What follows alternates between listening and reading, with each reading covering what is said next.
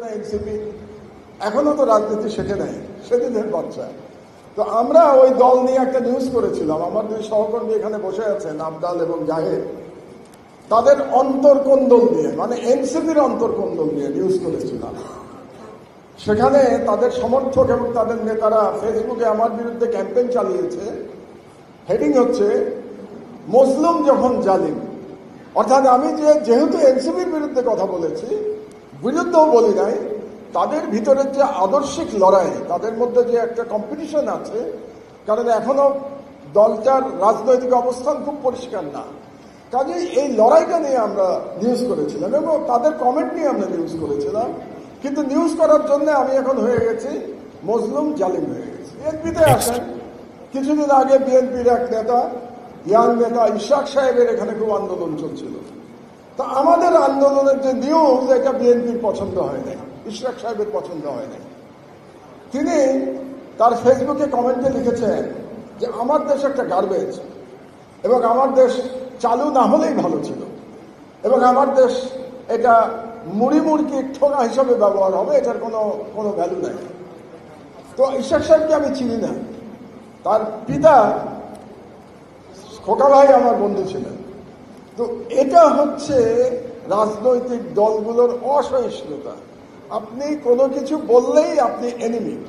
তো এর থেকে যদি উঠতে না পারেন, তাহলে সংবাদপত্রের স্বাধীনতা ফিরে আসা আমি মনে করি এটা সম্ভব না। আমার বর্তমান অবস্থা দেখুন, খুব মজার কাহিনী।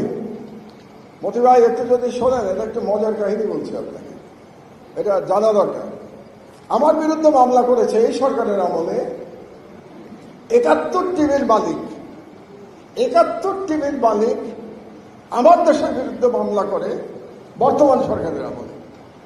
যে 71 টিভি গত ফ্যাসিবাদী আমলে বাংলাদেশকে ধ্বংস করার জন্য, বাংলাদেশে ফ্যাসিবাদের উত্থানের জন্য মিডিয়াতে প্রধান ভূমিকা যারা রেখেছে, তার মধ্যে 71 টিভি একটা। সেই মালিক আগস্ট পরবর্তী বাংলাদেশে, বিপ্লব পরবর্তী বাংলাদেশে ভিক্টিমের বিরুদ্ধে মামলা করছে। কেন পারল? এই কারণে যে তার এত টাকা আছে যে সে মনে করে সব দলকে সে কিনতে পারবে, সব এস্টাবলিশমেন্টকে সে কিনতে পারবে। এবং ব্যাপারটা তো সত্য, আমাদের কাছে তো নানা রকম খবর আসে। আমি খবর পেয়েছি যে বিএনপি, এনসিপি, জামাত 3 দলের সাথেই নাকি 71-এর মালিকের ঘনিষ্ঠতা আছে। তো এভাবেই বাংলাদেশ চলবে। যাদের হাতে টাকা থাকবে তারাই রুল করবে, যতই পরিবর্তন হোক না কেন। এটাই দুর্ভাগ্য। এই মুহূর্তে মতি ভাই তো তার পারসিকিউশনের কথা বললেন, আমার পারসিকিউশনের কথা বলে আর আমি বিরক্ত করতে চাই না আপনাদেরকে। শুধু একটা ইনফরমেশন দেই মতি ভাইকেই উদ্দেশ্য করে বলছে, এই জন্য যে আপনি আমার মতো একজন সম্পাদক। আমার বিরুদ্ধে এই মুহূর্তে 17টা অ্যারেস্ট ওয়ারেন্ট আছে। আমি জানি না এখানে কোনো পুলিশ আছে কিনা।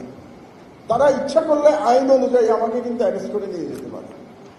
17টা অ্যারেস্ট ওয়ারেন্ট, কারণ আমার নামে 125টা মামলা এখনো চলমান। কাজে এই মামলার মধ্যে 17টা অ্যারেস্ট ওয়ারেন্ট হয়েছে এবং অ্যারেস্ট ওয়ারেন্টের কোনো শেষ হয় নাই। তো এই প্রসঙ্গে পরবর্তীতে যারা ক্ষমতায় আসবেন তাদের জন্য এটা একটা ভালো খবরও হতে পারে।